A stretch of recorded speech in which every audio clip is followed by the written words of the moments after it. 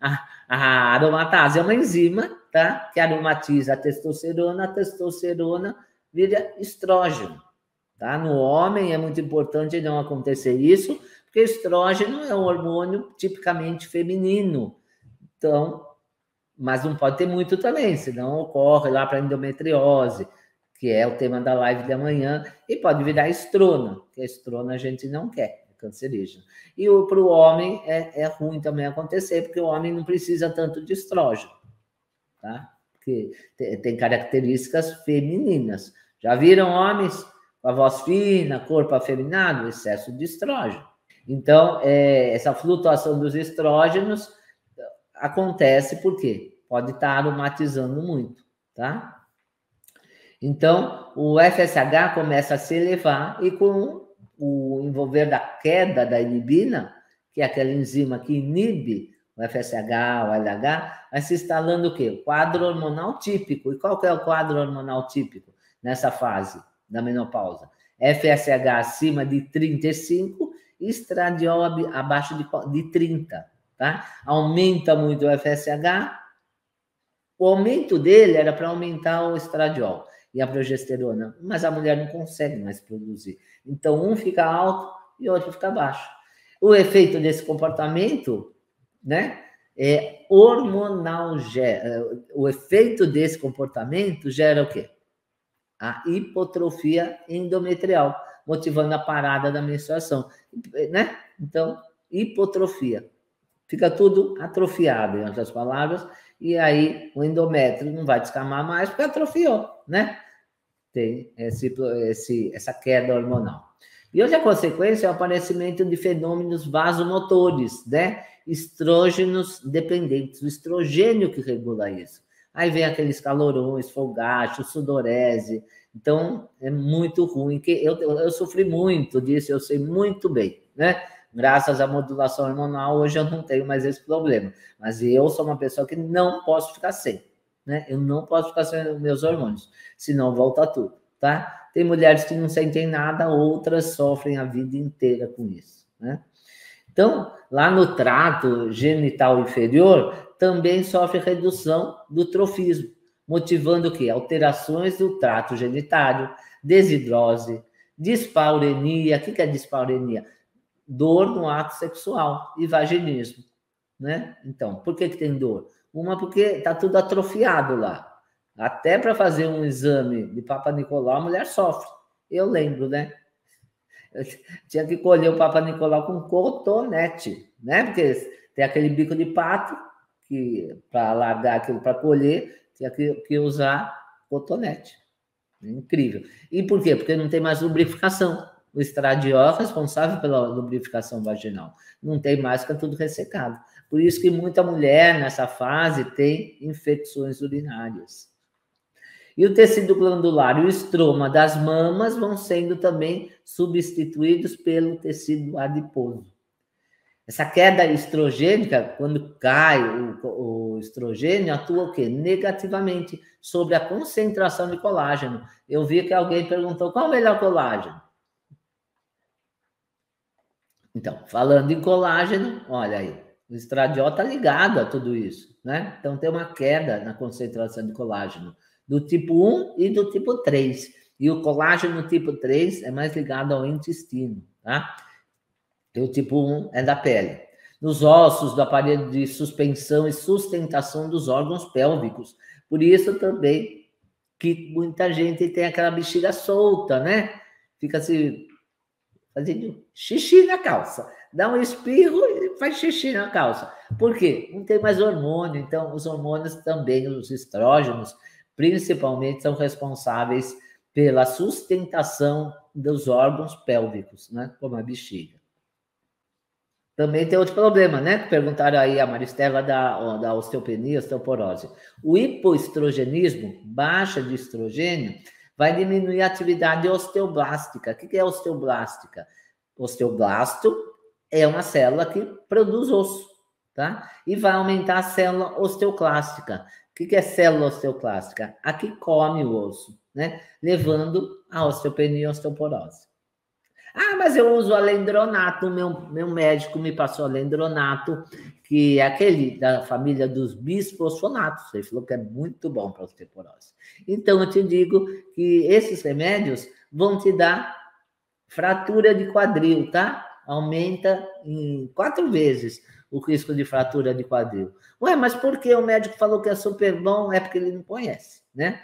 Pode ir num dentista aí, implantodontista, que ele não vai fazer implante quem toma alendronato. Por quê? Porque necrosa osso. Mas por que que acontece isso? Ele não é para osteopenia, osteoporose? O que ele faz, esse remédio? Ele mata o osteoclasto. Ué, não é bom? O osteoclasto, ele come osso. Eu não quero que coma meu osso. Eu quero que só produza meu osso. Só que precisa desse fator fisiológico.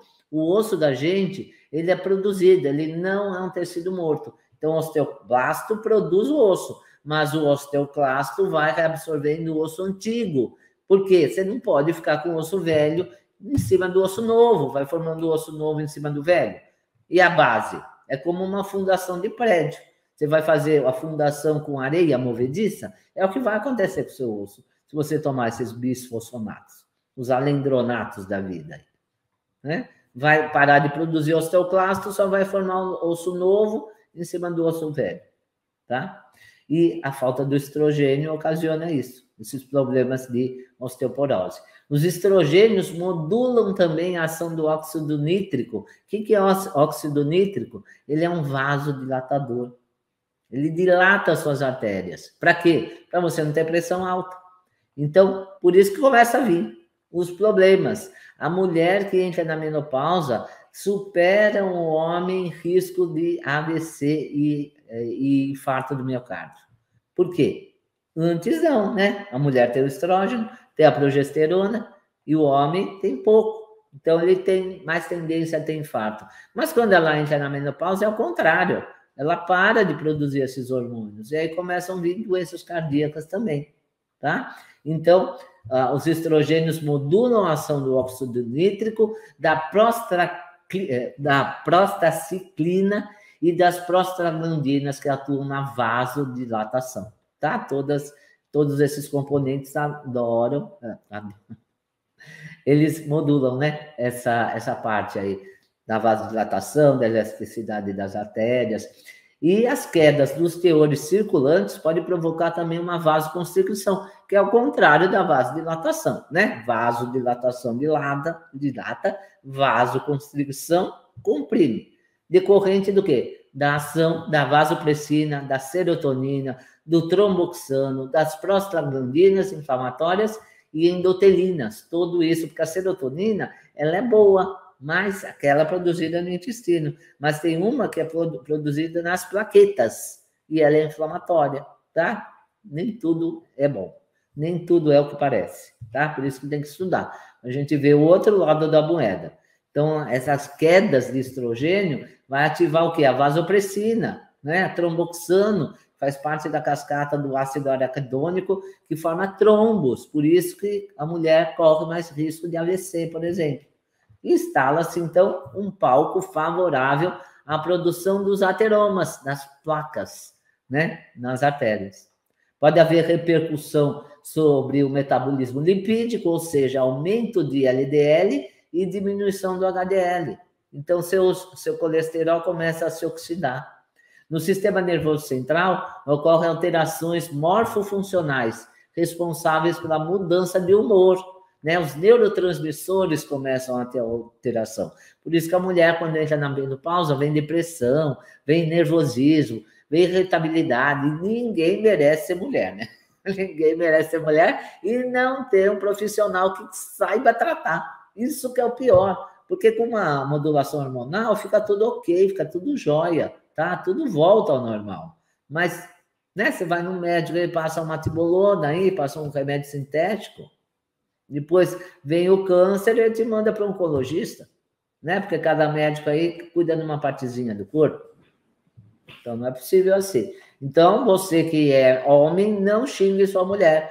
O problema é hormonal, não é porque ela é ruim, não, porque ela briga com você, tá? É falta de estrógeno. Queda da libido, né? Nem se fala, o homem não entende o pior.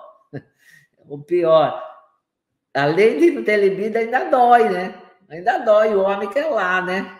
O marido quer transar lá com a mulher e não tá nem aí, né? Além de ela não estar afim, ainda dói, né? Então, pelo amor de Deus, vamos ser compreensíveis. Arruma um profissional da integrativa para fazer uma modulação hormonal para sua mulher. Você vai ter outra mulher, né? E perturbação do sono, vem insônia, perda cognitiva, começa a faltar memória. É o ó do borogodó isso daí, gente, ninguém merece, tá? Mas tem solução, claro que tem. Então, cogita-se que o surgimento do Alzheimer tenha relação com a queda dos estrogênios. Olha só, até isso. Então, apesar de muitas mulheres não sentirem sintomas, há a perda óssea, a perda de massa muscular, risco cardiovascular, hipotrofia urogenital, envelhecimento da pele, alterações cognitivas, tudo isso está acontecendo. Então, não fique contente. Passei pela menopausa, que foi uma maravilha, não senti nada. Não sentiu nada, né? Por fora, mas por dentro as coisas estão ocorrendo. Os perigos estão aumentando. E na sequência evolutiva, o primeiro hormônio a ser reposto é a progesterona, tá? Pois ele condiciona o ambiente predominantemente estrogênico. Porque a mulher tende a aumentar o estrógeno, principalmente se só tem um tecido adiposo maior, principalmente se tem muito contato com soja, com bisfenol, né? Com esses xenoestrógenos aí. E a disovolia, né? A falta de ovulação também favorece mais o aumento do estrogênio e a queda da progesterona. Então, a mulher pode apresentar hemorragia disfuncional na pré-menopausa, decorrente dessa queda da inibina e aumento do estradiol também, né? Porque tem flutuações do estradiol. E quando a mulher cessa a menstruação, para de menstruar, a reposição deve ser estrogênica e de progesterona e de testosterona, os três, tá? Pode até começar só com a progesterona, só para regular, né? Por isso que tem que ter os exames, não é assim. Quanto que eu compro? Quanto que eu passo? Não é assim. Tem que fazer os exames para saber se você está com muito estrógeno, por exemplo. Aí vai dar estrógeno. E não só na menopausa, né? Por exemplo, adolescente que menstrua muito fluxo, muita cólica, é falta da progesterona também. Pode modular só com a progesterona, tá? Então, quando a mulher cessa a menstruação, aí já começa com os três, com hormônios, lógico, bioidênticos e com doses individualizadas. A via metabólica dos estrogênios é extremamente importante. O estradiol, presta atenção, o estradiol é convertido em estrona, que, por sua vez, pode ser metabolizado em 2-hidroxiestrona e 16-alfa-hidroxiestrona, tá? Tem o 2 e o 16. Outro caminho, em pacientes hiperandrogênicas com muito hormônio masculino, é a conversão da androstenediona em estrona também. E a 2-hidroxiestrona tem uma implicação benéfica, tá? A 2 não é nociva.